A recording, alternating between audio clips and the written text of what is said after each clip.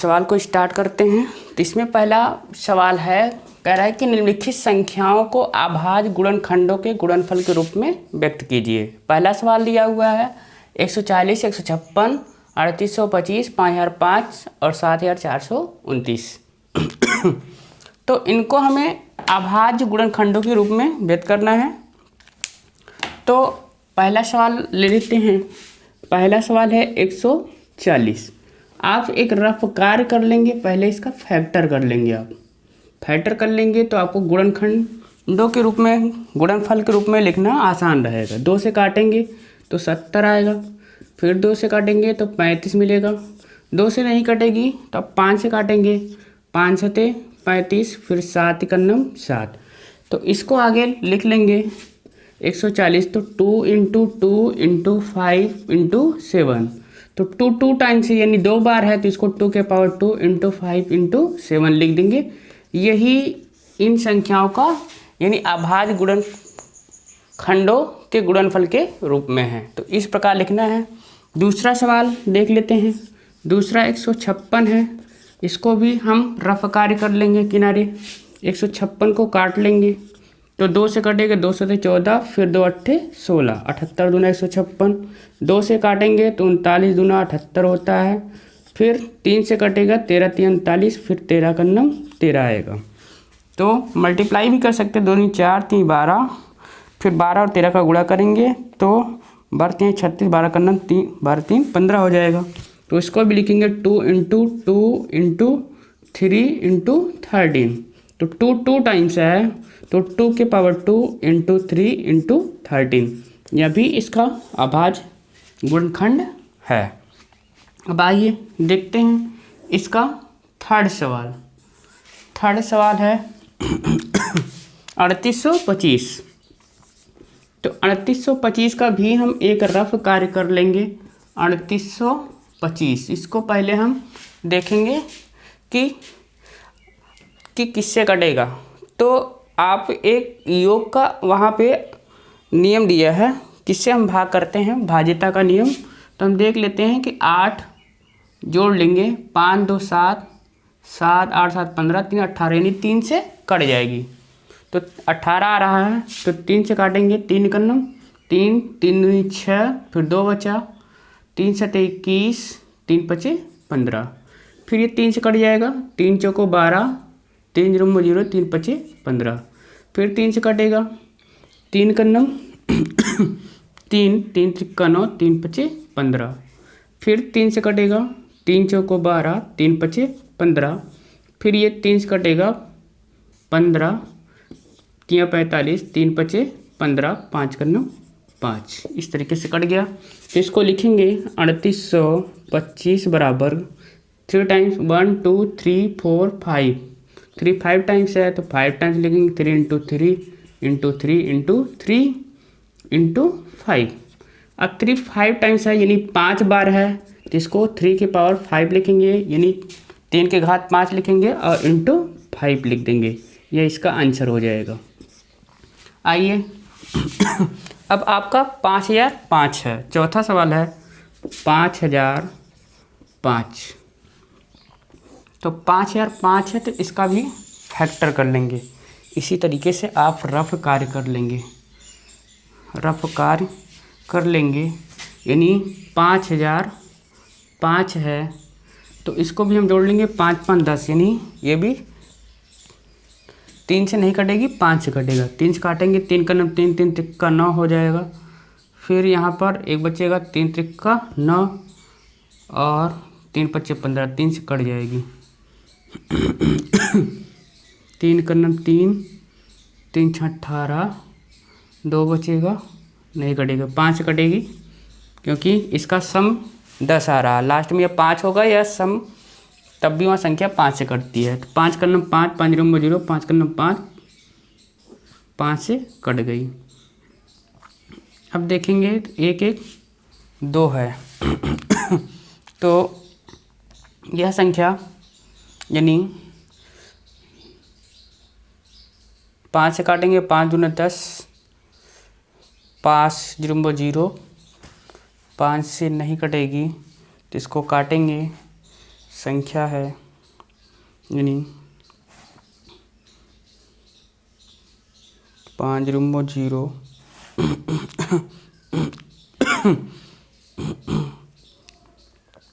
7 से कट जाएगी। तो 7 से काटेंगे तो 7 का नम 7, फिर यहाँ 3 बचेगा, 0 30 हो जाएगा। तो 7 चौको 28, फिर 2 बचेगा, 7 त्रिक 21 हो जाएगा। फिर यह 7 से नहीं कटेगी, 11 से काटेंगे तो 11 का नम 11, 3 बचेगा, 11 3 33, फिर 13 से कटेगी, 13 का नम 13, यानी इसका 5 × 7 × 11 × 13, तो 5005 को लिखेंगे 5 × 7 × 11। इसको हम मिटा देते हैं, फैक्टर कर चुके हैं। तो 11 × 13 यह इसका अभाज्य गुणनखंड है। तो इसी तरीके से आप लास्ट 5वां आपके लिए छोड़ दे रहे हैं, तो आप शार्ट स्क्रीन लेके इसे नोट कर लेंगे। फिर चलते हैं नेक्स्ट सवाल। दूसरा सवाल है कि कह रहा है कि पूर्णांकों के निम्नलिखित युग्मों के HCF और LCM ज्ञात कीजिए तथा इसकी जांच कीजिए कि दो संख्याओं का गुणनफल बराबर HCF × LCM। आपको LCM और HCF पढ़े होंगे, तो उसमें प्रूव करने के लिए एक फार्मूला बनाया गया है कि अगर दो संख्याएं दी हैं तो प्रथम संख्या गुणे द्वितीय संख्या बराबर LCM गुणते LCM, यानी दो संख्याओं का गुणनफल उनके LCM और HCF के गुणनफल के बराबर होता है। तो इस फार्मूले से इसको हम प्रूव कर सकते हैं। तो आइए इसको हम मिटा देते हैं, फिर आगे देखते हैं। तो आइए दूसरा सवाल देखते हैं। दूसरा क्वेश्चन आपको एक बार पढ़ के हमने बताया और लिख भी दिया है। तो क्वेश्चन है कि पूर्णांकों के निम्नलिखित युग्मों, युग्म मीन्स क्या होता है? जोड़ो, युग्मों लिखा है तो जोड़ो हो जाएगा, कि HCF और LCM ज्ञात कीजिए तथा इसकी जांच कीजिए कि दो संख्याओं का गुणनफल बराबर HCF गुणते LCM। तो हमको इसका HCF और LCM, HCF का फुल फॉर्म होता है हाईएस्ट कॉमन फैक्टर और LCM का फुल फॉर्म होता है लोएस्ट कॉमन मल्टीपल, और HCF का दूसरा नाम होता है GCD, शॉर्ट में से GCD कहते हैं, जिसका फुल फॉर्म होता है ग्रेटेस्ट कॉमन डिवाइजर। तो इसके दो नाम हैं और हिंदी में इसे मासापा कहते हैं और इसे लासापा भी कहते हैं, तो आप कंफ्यूज नहीं होंगे। और दो संख्याएं, तो दो संख्याओं का मतलब प्रथम संख्या गुणे द्वितीय संख्या, या first number into second number equal LCM into HCF। तो दोनों फॉर्म में हम इसको कर सकते हैं। तो पहले इसके हम अभाज्य गुणनखंड करेंगे, यानी मल्टीपल फॉर्म में हम फैक्टर करेंगे इसका। तो आइए देखते हैं। पहला सवाल दिया है 26 और 91, ये दो संख्याएं दी रखी हैं। अभाज्य गुणनखंड करेंगे तो 13 दूना 26 यानी 2 × 13, और 91 का फैक्टर करेंगे। 91 का अभाज्य गुणनखंड,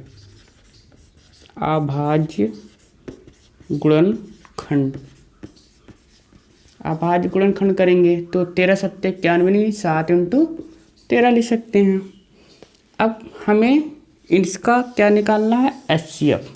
HCF निकालते हैं तो दोनों खंडों में जो कॉमन होगा यानी उभयनिष्ठ होगा उसको हम ले लेंगे। दोनों में हमें कॉमन 13 मिल रहा है, तो HCF आपका 13 हो जाएगा। और LCM निकालना है तो LCM में देखते हैं कि पहले हम कॉमन संख्या देखते हैं, कॉमन के अलावा जो संख्या बची उसको पहले लिखते हैं, चाहे कॉमन लिख दे पहले। तो 13 × 2 × 13 यानी 2 और 7 लास्ट में बचा, इसी को हम मल्टीप्लाई कर लेंगे या इसी को सीधा लिखेंगे 2 × 7 × 13। तो 2 3 6 13 6 78, और इस तरीके से 2 सते 14 आएगा, मल्टीप्लाई 2 सते 14 सारी तो मल्टीप्लाई करेंगे 2 × 7 × 13, तो 2 सते 14 गुणते 13, तो 14 त्रिक 42 और 14 का नम 14 4 18, यानी हमको 182 मिल जाएगा।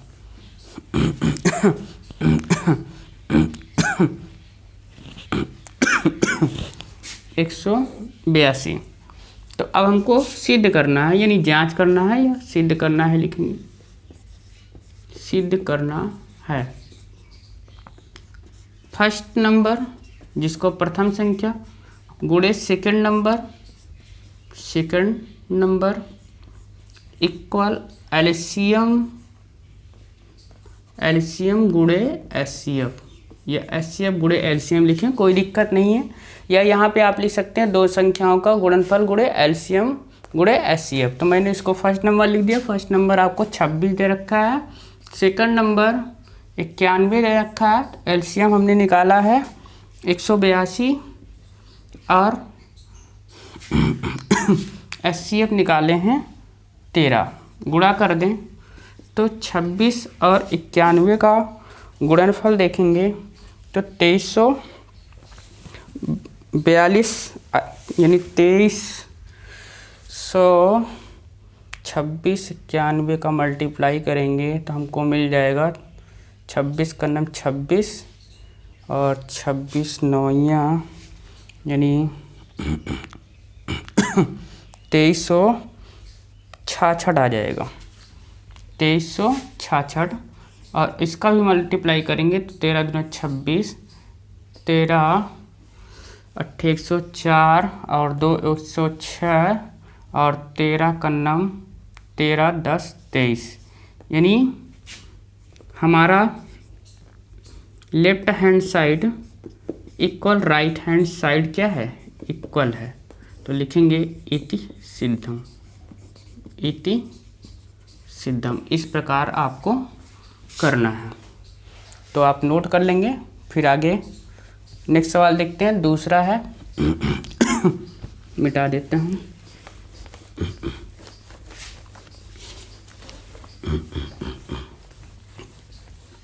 दूसरा है 510 और 92। तो इसमें अभी हम 510 का अभाज्य गुणनखंड करेंगे। अभाज्य गुणनखंड करेंगे तो 510 का हम फैक्टर कर लेंगे। अगर आपको सरल नहीं लगता इस तरीके से फैक्टर कर लेंगे सिंपली, यानी 2 से काट लेंगे, 2 दूना 4, फिर यहाँ एक बचेगा 2 पंजे 10, 2 पंजे 10। अब ये 5 से कटेगा, 5 पचम 25, फिर 5 का नम 5। फिर अब ये यानी अगर 3 से काटना चाहते तो 3 से भी कट जाती, 3 से काट लेंगे, 3 सते 21, तब यहाँ बचेगा 4, 3 और 24, एक बचा, 3 पचे 15। फिर 5 से काटेंगे, 17 पचे 85, फिर 17 का नम 17, फैक्टर हो गया। तो इसका हम फैक्टर लिख लेंगे 2 × 3 × 5 × 17, यानी 17। ये रफली कार्य है, इसको हम मिटा देंगे।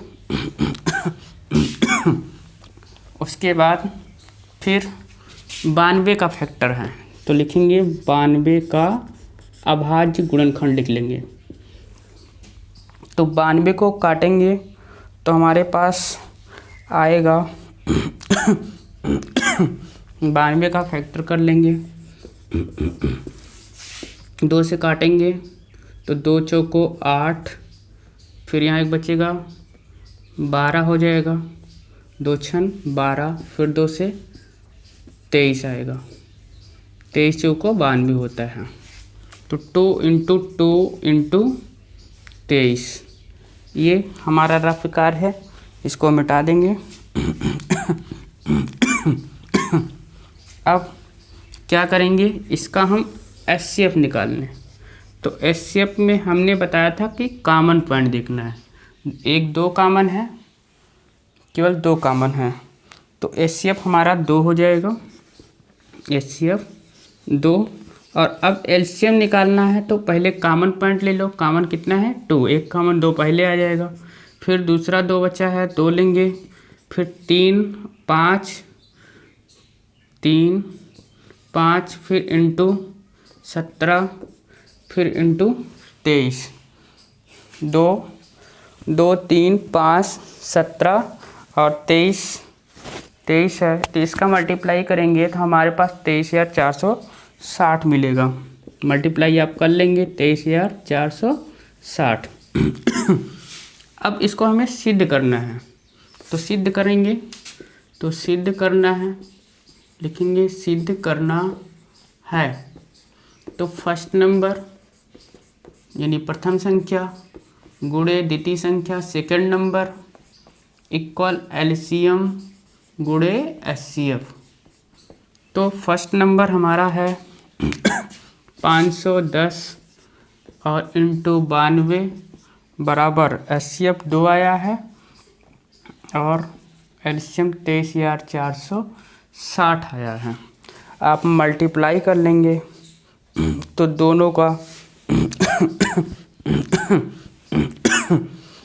मिल जाएगा, यानी 46,920, 46,920, ये भी मिलेगा 46,920। आप मल्टीप्लाई कर लेंगे तो इसलिए left hand side equal right hand side इति सिद्धम। अगर दोनों पक्ष बराबर हो जाते हैं तो हमारा सवाल LCM और HCF भी सही है। तो इस तरीके से आप सॉल्व करेंगे। तो तीसरा सवाल हम आपके लिए छोड़ देते हैं। 2 सवाल हमने बता दिए हैं, कम से कम आप एक सवाल सॉल्व कर लेंगे। अगर इसमें भी प्रॉब्लम आती है तो आप हमें कमेंट के माध्यम से या हमारे व्हाट्सएप नंबर के माध्यम से आप पूछ सकते हैं। आइए नेक्स्ट सवाल देखते हैं। थर्ड सवाल है कि अभाज्य गुणनखंड विधि द्वारा निम्नलिखित पूर्णांकों के HCF और LCM ज्ञात कीजिए। इसमें हमें सिद्ध नहीं करना है, केवल LCM और HCF निकालना, और भी अभाज्य गुणनखंड विधि द्वारा ऐसे ही करना है। आइए देखते हैं। तीसरे सवाल मिटा देता हूँ।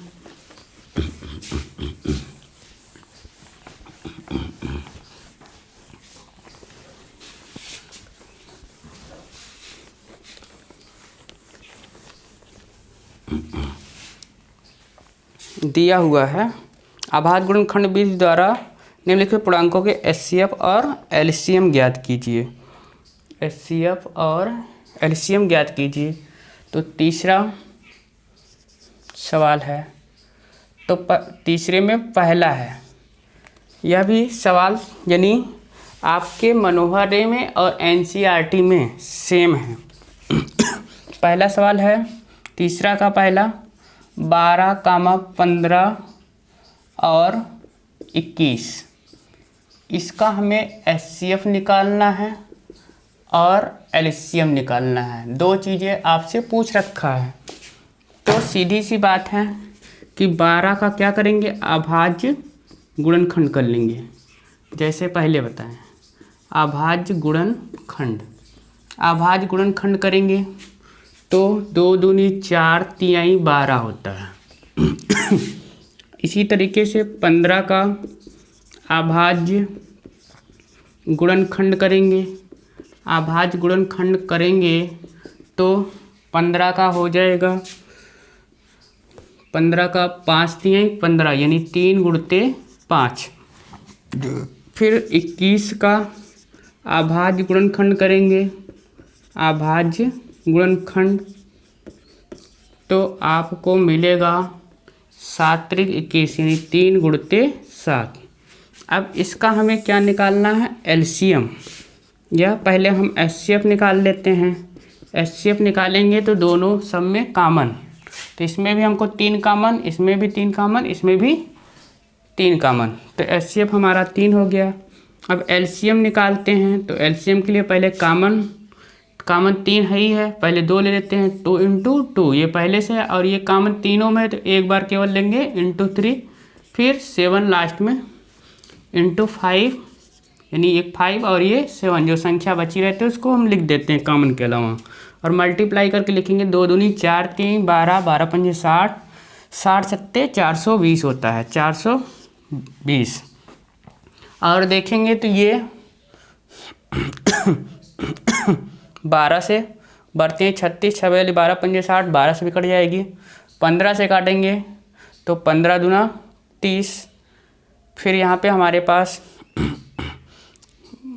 12 बचेगा, 15 8 120, ये भी कट जाएगा।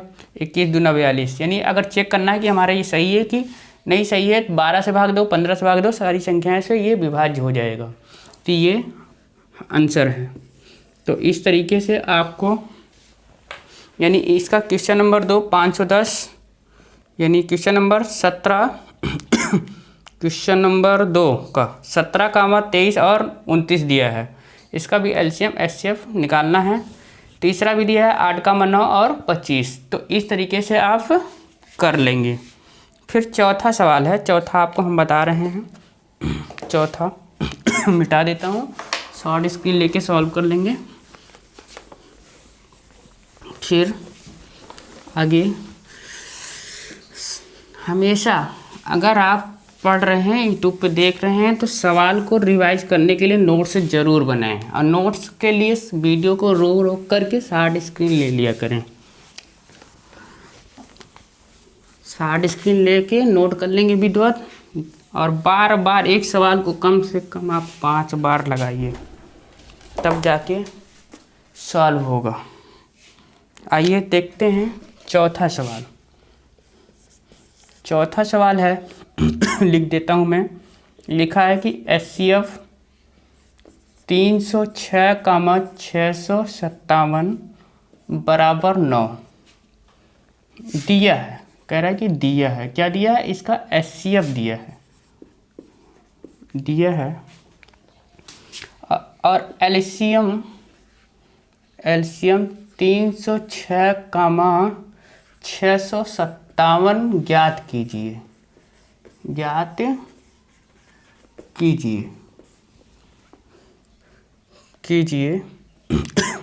यानी हमको एलसीएम 2 संख्याएं दे रखा है और उसका एचसीएफ दे रखा है, और हमको एलसीएम निकालना है। तो सीधी सी बात है, केवल आप क्या करेंगे, लिखेंगे दिया है, लिख लो सॉल्यूशन में। आप जब भी सॉल्व करेंगे तो वहाँ पे एग्जाम में लिख देंगे दिया है एचसीएफ किसका दिया है, 306 और 657 का एचसीएफ दिया है आपको 9 और एलसीएम 306 और 657, इसको हमें ज्ञात करना है, तो क्वेश्चन मार्क लगा दो। और फर्स्ट नंबर यानी प्रथम संख्या को ही हम क्या कहते हैं, फर्स्ट नंबर। तो फर्स्ट नंबर हमको 306 दिया है। द्वितीय संख्या यानी सेकंड नंबर, द्वितीय संख्या हमको दे रखा है 657। तो हमको क्या निकालना है, एचसीएफ। तो हमने फार्मूला बताया है कि चूँकि फर्स्ट नंबर यानी प्रथम संख्या, first number into second number द्वितीय संख्या बराबर एलसीएम गुणते एचसीएफ होता है। तो आपको क्या निकालना है, एलसीएम। तो एचसीएफ जाएगा बटा हो जाएगा, तो एलसीएम बराबर मिल जाएगा first number into second number और बटे क्या हो जाएगा, एचसीएफ। इसमें रखेंगे, वैल्यू को हम पुट कर देते हैं, तो वैल्यू पुट करेंगे तो फर्स्ट नंबर दे रखा है 306 और इसको गुणित लिखेंगे 657 और एचसीएफ दे रखा है 9, और इससे इसे काट लेंगे। तो काटेंगे तो हमको 9 से काट लें तो 9 7 63, फिर 2 बचेगा, 9 7 63, 2 बचेगा, तो यहाँ से हमारे पास ये 7 27 हो जाएगा, 9 3 27, यानी 306 गुणते 73, 306 गुणते 73 का आप मल्टीप्लाई कर लोगे तो आपको मिल जाएगा 300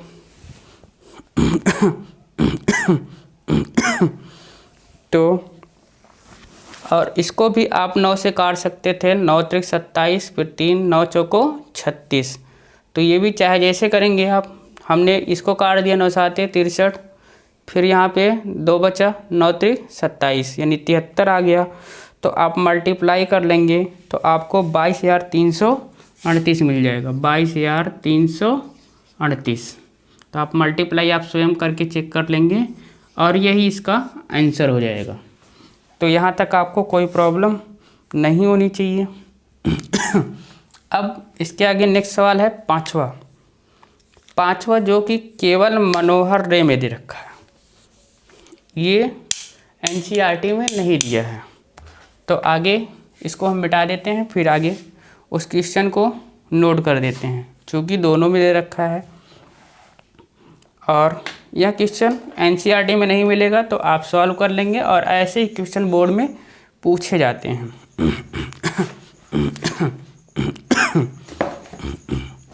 तो चलो आगे देखते हैं।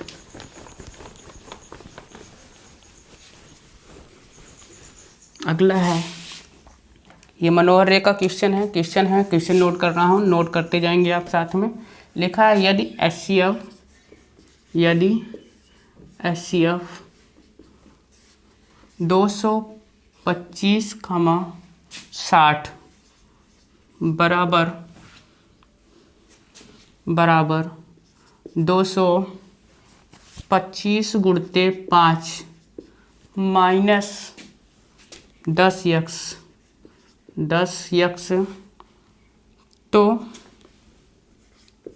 तो x का मान बताइए। ये बहुत ही इम्पोर्टेंट सवाल है और आपके बोर्ड में आ सकता है। HCF बताइए, x का मान बताइए, यह x का मान ज्ञात कीजिए। हर किताबों में अलग अलग लिखा है, ज्ञात कीजिए। तो ये हमें यानी दो संख्याएं दे रखी हैं, तो सॉल्यूशन में लिखेंगे। पहले हम क्या करेंगे, यानी दिया है लिख देंगे, दिया है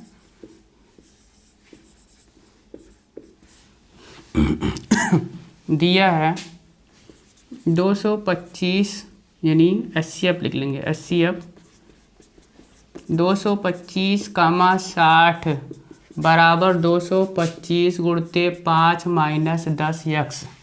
अब क्या करेंगे, हम दो संख्याएं दे रखी हैं, 225 और 60 का क्या निकाल लेंगे, HCF। तो 225 का अभाज्य गुणनखंड कर लेंगे, 225 का अभाज्य गुणनखंड करेंगे।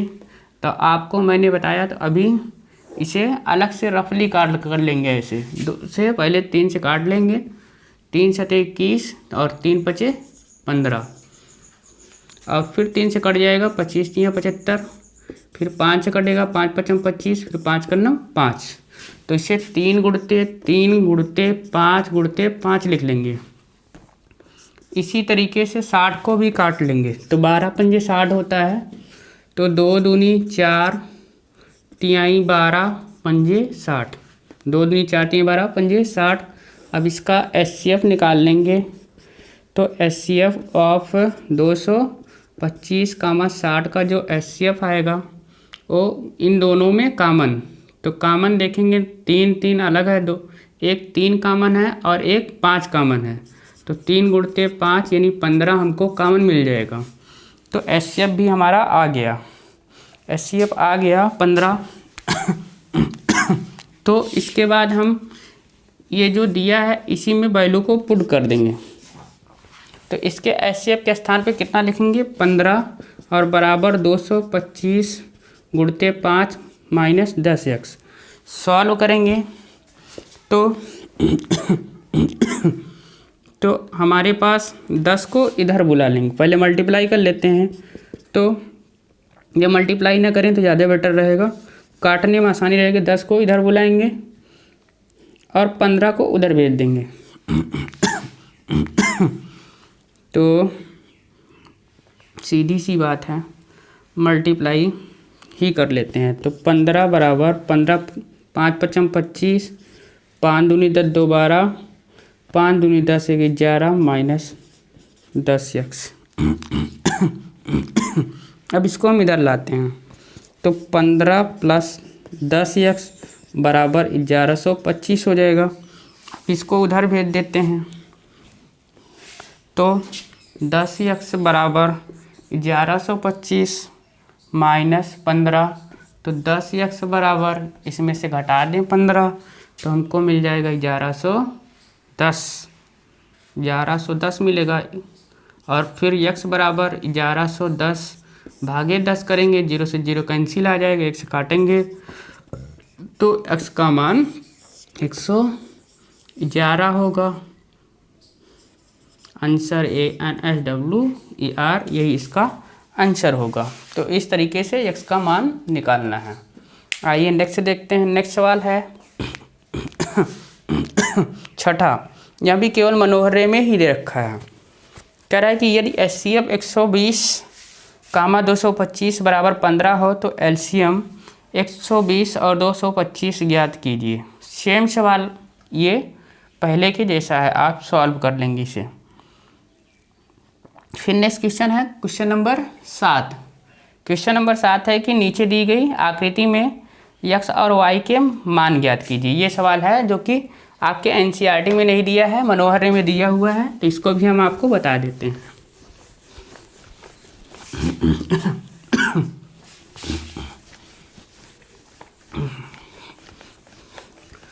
देखो सवाल दिया है, केवल यह मनोहर में है।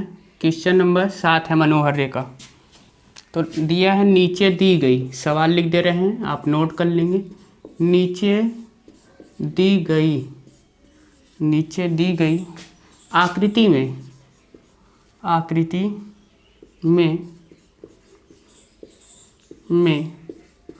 x और y के मान ज्ञात कीजिए। तो आकृति में हम बना रहे हैं, तो y की आकृति बनी है इस तरीके से, 2 बॉक्स बना है और यहाँ पे 4 लिख दिया है और यहाँ पे x लिख दिया है। फिर x को कंडक्ट किया है, इस बॉक्स इसको 3 और दूसरा बॉक्स इसके लिए 7 दे रखा है। आइए देख लेते हैं, सीधा सा दिख रहा है, अगर थोड़ा सा दिमाग लगाएंगे तो बिल्कुल साफ हो जाएगा। x की जो वैल्यू है वो इन दोनों के गुणनफल के बराबर है, तो इसको हम 3 गुणते 7 लिख लेंगे, बराबर 21 हो जाएगा। फिर y जो कंडक्ट है, y का मान 4 और x के गुणनफल के बराबर होगा, तो 4 गुणते इसको x लिखेंगे और x का मान हमारे पास अभी अवेलेबल यहाँ से हमने निकाला 21, तो 4 × 21 यानी 21 चौक 84 हो जाएगा। तो आगे इसका आंसर जो होगा वो 84 होगा। इस तरीके से निकाल लेंगे। फिर नेक्स्ट सवाल देखते हैं, यह भी केवल मनोहर में 8 नंबर है, तो आप 60 स्क्रीन लेके सॉल्व कर लेंगे। फिर आगे देखो नेक्स्ट सवाल से घबराएंगे नहीं, उससे लड़ना है। बस सवाल जो है मनुष्य के द्वारा बनाया गया है, ना कि खुद बना है, तो सलूशन उसका ज़रूर है। तो यह केवल मनोहर में दिया हुआ है, तो इसमें आप देखेंगे वीडियो थोड़ी सी बड़ी हो रही है, लेकिन चैप्टर को हम एंड करा देंगे। इसको लिखा है कि 18 और 117 के HCF को 18m-117 के रूप में दर्शाया गया है। m का मान ज्ञात कीजिए, साथ ही 117 और 117 का LCM ज्ञात कीजिए। तो आइए सवाल हम नोट कर देते हैं, क्योंकि जिसके पास मनोहर की बुक ना हो। लिखा है 18 और 117 सुंदर सुंदर राइटिंग में लिख रहे हैं, तो राइटिंग पे आप विशेष ध्यान न दीजिएगा। 18/117 के HCF को 18m-117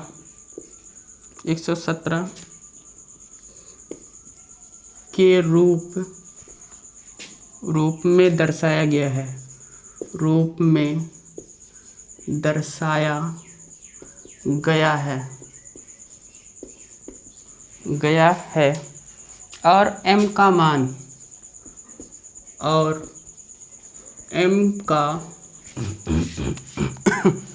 मान ज्ञात कीजिए। m का मान ज्ञात कीजिए। अभी जैसे हमने x का मान वहाँ निकाला था, मान ज्ञात कीजिए, साथ ही यानी ज्ञात कीजिए, उसके बाद कह रहा है साथ ही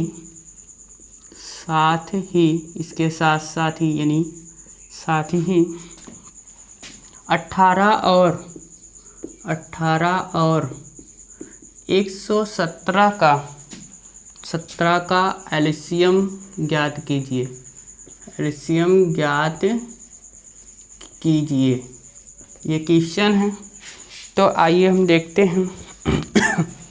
तो सीधा क्या करेंगे, 18 और 117 का पहले हम क्या निकाल लें, HCF निकाल लें। सॉल्यूशन, तो 18 का फैक्टर कर लेंगे, अभाज्य गुणनखंड फैक्टर कर लेंगे। 2 तिहाई 6 त्रिक 18 होता है। फिर 117 का भी फैक्टर कर लेंगे।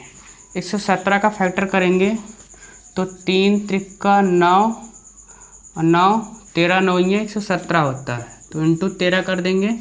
फिर इसका हम HCF निकाल लेंगे। तो HCF निकालेंगे तो दोनों में कॉमन हमको 2 3 मिल रहे हैं, एक 3 यहाँ, एक 3 यहाँ, तो 3 इंटू 3, 3 त्रिक 9 हो गया HCF। अब हमको दिया है क्या भाई, HCF यानी HCF को 18m-117 बराबर कर रहा है कि HCF ऑफ 18 और 117 तो 18m-117 लिखेंगे और इसका हमने HCF निकाला 9। अब क्या करेंगे, इसको उधर ट्रांसफ़र कर देंगे, तो 18m-9 इधर चला आएगा, या सीधा इसको 18m रहने दीजिए, 17 को ट्रांसफ़र कर दीजिए, 9 + 117 हो जाएगा, ये जाएगा पॉजिटिव हो जाएगा। तो 18m बराबर यानी 17 9 26 126 हो जाएगा, 126। तो 18 7 126 होता है, या इसी को लिख सकते हैं m बराबर 126/18, 18 7 126, m का मान 7 आ गया, ये m का मान निकल आया। अब हमको निकालना है एलसीएम। तो एलसीएम बराबर हमने क्या पढ़ा है, first number into second number और बटे क्या कर देंगे HCF, सीधा निकल आएगा। तो फर्स्ट नंबर हमारे पास कितना दे रखा है 18 और सेकंड नंबर दे रखा है 117 और HCF 9 है, तो 9 दूनी 18 और 2 से मल्टीप्लाई कर लेंगे, तो 17 दूना 34, 1 दूना 200 यानी 234 हो जाएगा, ये आंसर है। तो इस तरीके से इसको सॉल्व करना है। अब आइए 5वां सवाल देखते हैं। तो आप इसका भी शॉर्ट स्क्रीन लेके बढ़िया से नोट कर लेंगे और बार बार जब तक आपका एग्ज़ाम नहीं होगा तब तक इसको आप रिवाइज करते रहेंगे। और कोई भी समस्या होगी तो आप हमारे YouTube पर कमेंट के माध्यम से या हमारे YouTube चैनल पर जाएंगे तो हमारा WhatsApp नंबर का ग्रुप का लिंक पड़ा हुआ है, तो ग्रुप में भी भेजकर हमसे आप डिस्कशन कर सकते हैं। तो आइए देखते हैं फिर 5वां नंबर क्वेश्चन।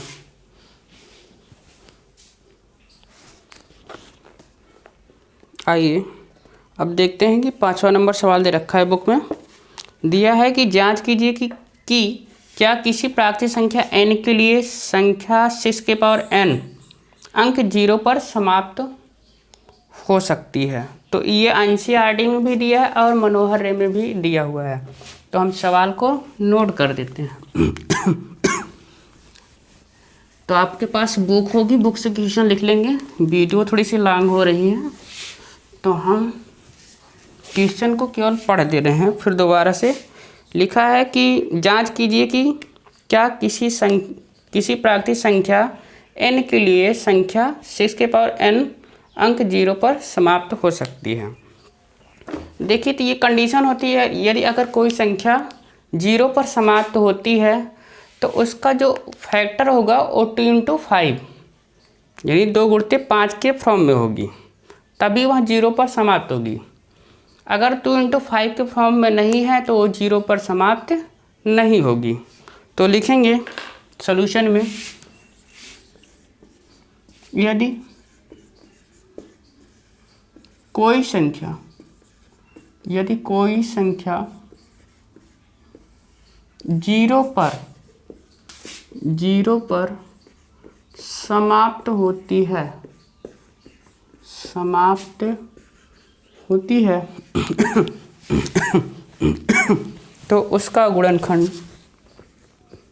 तो उसका गुणनखंड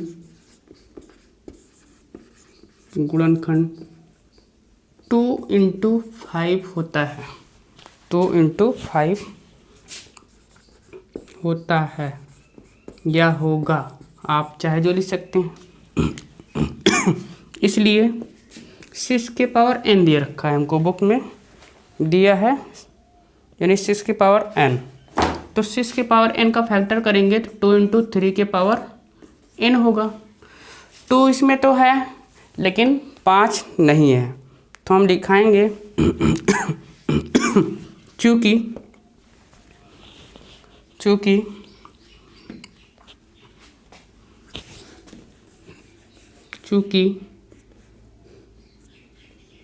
5 एक अभाज्य संख्या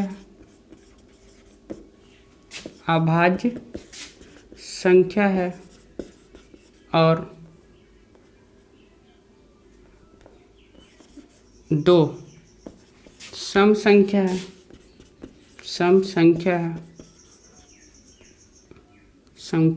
है, तब 6 के पावर n बराबर 2 × 3 के पावर n में 5 नहीं है, इसलिए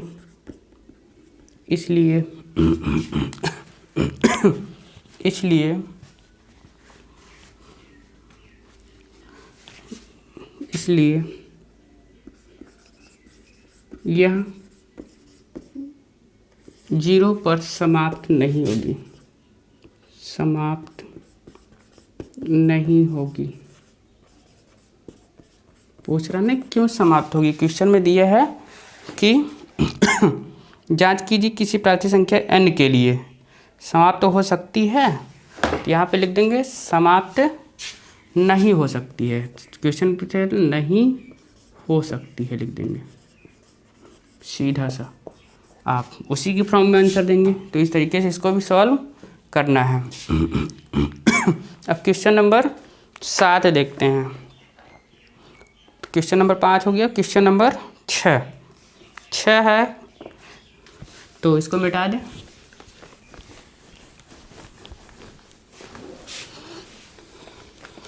क्वेश्चन नंबर 6 लिखा हुआ है आपके। क्वेश्चन नंबर 6 दिया कि व्याख्या कीजिए कि 7 × 3 7 × 11 7 × 11 इंटू 13 और प्लस 13 और दो संख्याएं दे रखा है 7 into 6 into 5 into 4 into 3 into 2 into 1 और प्लस 5। भाज्य संख्याएं हैं क्यों, ये हमसे रीजन पूछ रहा है क्यों भाज्य संख्याएं हैं। तो सीधा सा आपको काम कर लेना है, दोनों में देखना है कि कॉमन पॉइंट क्या है। तो कॉमन पॉइंट 13 है तो 13 को बाहर ले लेंगे, तो यहाँ से हमारे पास क्या बचेगा 7 इंटू 11, 13 बाहर चला आया तो क्या बचा +1, ये भी लिखना जरूरी रहेगा। इसको आप मल्टीप्लाई कर लेंगे, 13 गुणते 11 से थे 77, 1 हो जाएगा 78, यही होगा। तो 13 और 78 का गुणा करेंगे तो हमारे पास 1014 आएगा, 1014। और इसी तरीके से इसको भी करेंगे, दूसरा दे रखा है तो दूसरा इसमें देखेंगे सब में हमें कॉमन इन दोनों में 5 मिल जाएगा, प्लस के पहले ये प्लस के बाद, तो 5 कॉमन लेंगे तो 7 गुणते 6, फिर यहाँ 5 बाहर चला आया तो गुणते 4 गुणते 3 गुणते 2 गुणते 1 प्लस 1। अब इसका भी यहाँ पे बाहर ले लिया भाई, तो बाहर ले लिया तो यहाँ से हमारे पास 1 बचा, सीधी सी बात है। अब 5 तो इसको हम गुणा कर लेंगे, गुणा करेंगे तो 7 6 42, 42 छोटा छोटा कर लेते हैं, 4 3 12 दूना 24 करना 24 और प्लस 1 अभी है। तो इसका आप मल्टीप्लाई कर लेंगे तो टोटल जोड़ने के बाद 5 इंटू ये 1000 यानी 9 आएगा, 1009। आगे मल्टीप्लाई कर लेंगे तो 45 मिलेगा, 5045। तो हमसे यहाँ पे रीजन पूछ रहा है, क्या पूछा है रीजन, एक बार सवाल में फिर देख लेते हैं। सवाल में लिखा हुआ है कि भाज्य संख्याएं क्यों हैं, क्योंकि भाई ये हमारी सब अभाज्य गुणनखंड संख्याएं थी। क्या है, अभाज्य गुणनखंड हैं, और अभाज्य गुणनखंड संख्याओं का ही गुणनफल जो हमें मिल रहा है वो सम संख्या के फॉर्म मिल रहा है, यानी भाज्य संख्याओं के फॉर्म मिल रहा है, कह सकते हैं कि भाज्य संख्याओं के रूप में है, तो इसलिए यह क्या है भाज्य है। तो सीधा लिख देंगे चूँकि अभाज्य गुणनखंडों का गुणनफल गुणनफल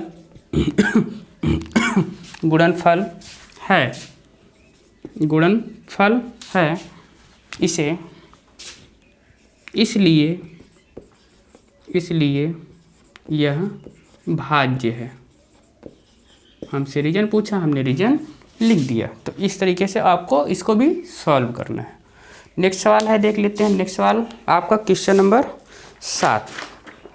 क्वेश्चन नंबर 7 है, बहुत अच्छा ही सवाल है और ऐसे ही सवाल ज़रूर आते हैं।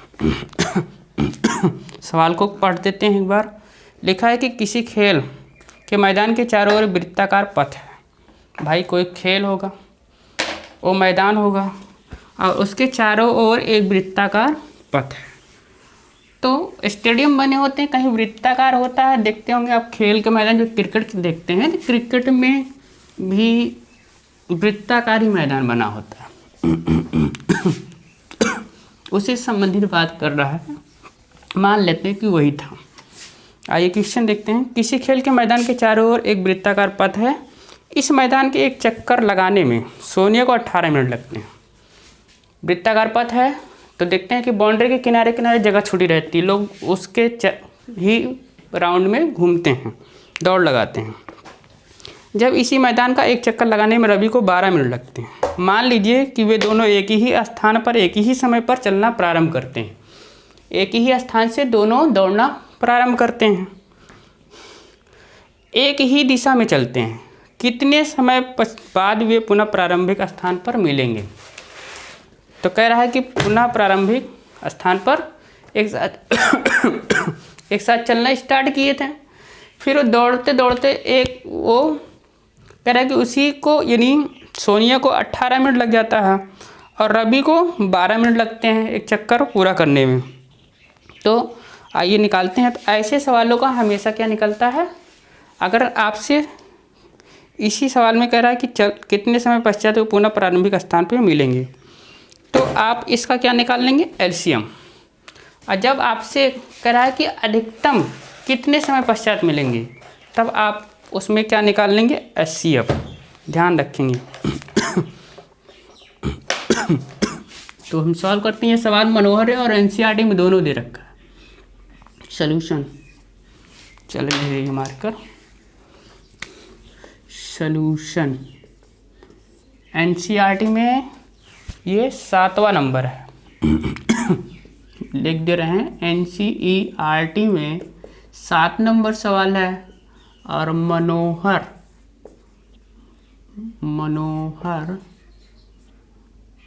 रे में ये सवाल नंबर 11 है। तो जिसके पास जो बुक होगी उससे मेंशन कर लेगा और दोनों सवाल सेम हैं। तो लिखेंगे सोनिया को एक चक्कर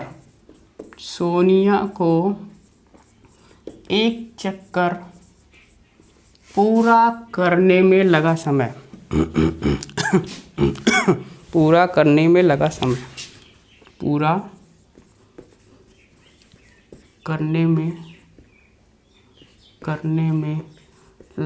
समय कितना है भाई, उसको लग गया 18 मिनट। और रवि को एक चक्कर पूरा करने में लिखेंगे, और रवि को एक चक्कर वाला काम बड़ा ख़राब होता है। एक चक्कर पूरा करने में लगा समय, वो चाहे किसी का चक्कर हो भाई, लगा समय 12 मिनट। ये 12 मिनट लगाता है। तो इसलिए सोनिया लिखेंगे, सोनिया और रवि दोनों एक ही पॉइंट से चलना प्रारंभ करते हैं। सोनिया और रवि दोनों एक ही पॉइंट लिख लें या एक ही बिंदु लिख लें, दोनों बात एक ही है। एक ही बिंदु से एक ही समय पर चलना प्रारंभ करते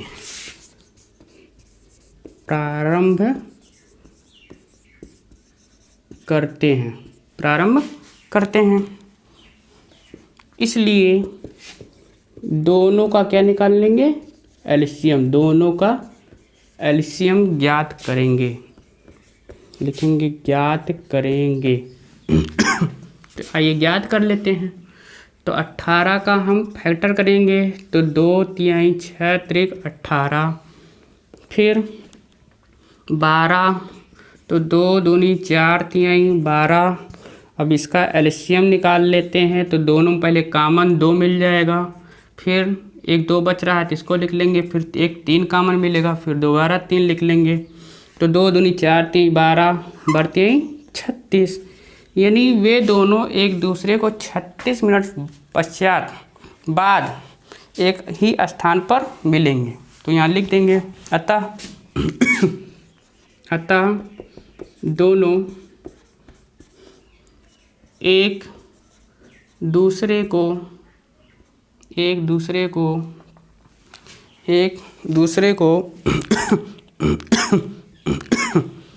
आपसे क्वेश्चन में क्या पूछ रखा है भाई, पूछा है कितने समय बाद वे पुनः प्रारंभिक स्थान मिलेंगे। तो दोनों लिखेंगे, दोनों एक दूसरे को पुनः 36 मिनट बाद प्रारंभिक स्थान पर मिलेंगे, प्रारंभिक स्थान पर मिलेंगे, मिल गए ना भाई, मिलेंगे, मिलेंगे, मिल गए, कितने आसानी से मिल गए भाई। अब देखिए यही आपका आंसर रहा, मिलेंगे। कितना अच्छा शब्द है, ये आपका आंसर रहा। तो आप इसका भी शॉर्ट स्क्रीन लेके नोट कर लेंगे। अब इसके बाद नेक्स्ट क्वेश्चन है जो कि केवल मनोहर रे में दे रखा है, तो आप मनोहर रे के भी सवाल नोट कर लेंगे। मनोहर रे के सवाल हम लिख दे रहे हैं। लिखा है कि नीचे दी गई आकृति में x और y के मान ज्ञात कीजिए। अभी जैसे हमने पहले बताए हैं इस टाइप के सवाल, तो इसको मिटा देते हैं। वीडियो बहुत लंबी हो रही है भाई, आगे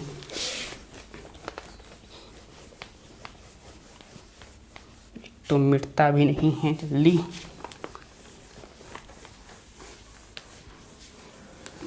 चलिए देख लेते हैं, सवाल लिखते हैं पहले। क्वेश्चन नंबर क्या है, 12 है मनोहर रे में। लिखा है नीचे दी गई आकृति में x और y के मान ज्ञात कीजिए, मान ज्ञात कीजिए। आकृति बना दे रहा हूँ। आकृति एक यक्ष बना है एक बॉक्स में, फिर इसकी दो टांगे इसकी नीनी, 3 एक बॉक्स है, इसका दूसरा बॉक्स 195 है, 195 है। फिर इसके 2 बॉक्स बने हैं, वो एक 3 है, यानी 3 है, और अगला बॉक्स में y दिया रखा है, y को 2 टांगों से लटका दिया है। इसकी एक बॉक्स है 8 और दूसरा बॉक्स है 13। आइए देख लेते हैं कितना अच्छा है। पहले x का मान, तो x 2 खंडों के बराबर है, तो x बराबर 13 गुणते 195, 3 पचे 15, 3 9 27, 28, 3 कन्नम 3 2 5, 585। y का मान निकालेंगे तो इन दोनों के बराबर होगा, तो y बराबर 8 गुणते 13, तो 13 पचे 65, 13 पचे 65। क्या दे रखा है भाई, y दिया है कि 3y दिया है, यहाँ से y, तो यहाँ पे एक मिनट बुक से देख लेते हैं। तो बुक में सही दिया है।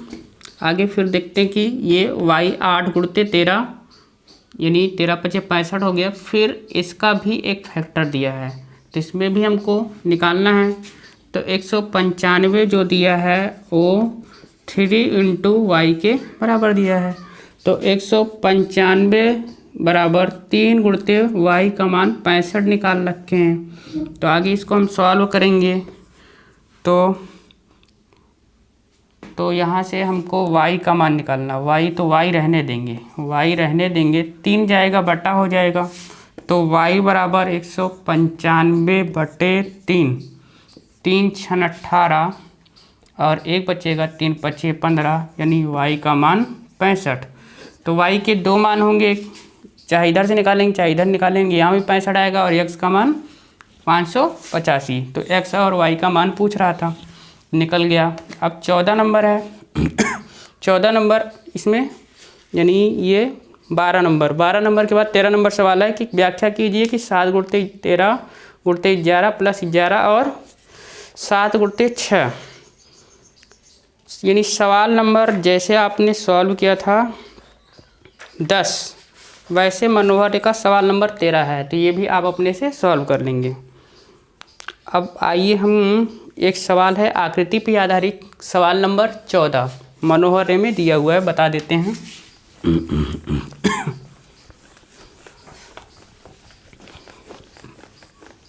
तो इसमें भी क्या कह रहा है, x और y के मान ज्ञात कीजिए। x और y के मान ज्ञात करना है।